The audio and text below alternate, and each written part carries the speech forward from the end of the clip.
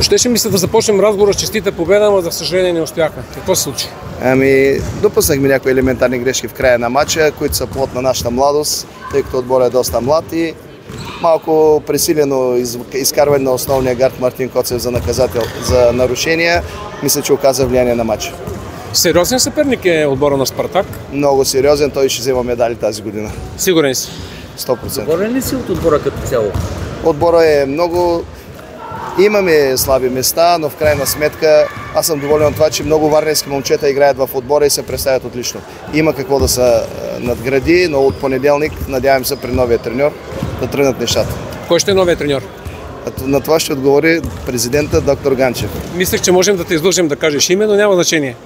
Но ти познаваш отбора добре, не си изпускал матч. Не съм. Какъв е потенциала на отбора? Ние за медали реално имаме ли шансове? Не смятам, че е обективно, тъй като най-вероятно за трето място ще се срещнем отново, на плейофите ще се срещнем отново с Спартак Плевен, но така да играем по този начин, такива резултати да постигнем, аз съм доволен. Ако беше в игра, дали резултатът може да е различен? Ако беше в игра, но нека да не забравяме, че и при тях имаше много отсъстващи. Мерси.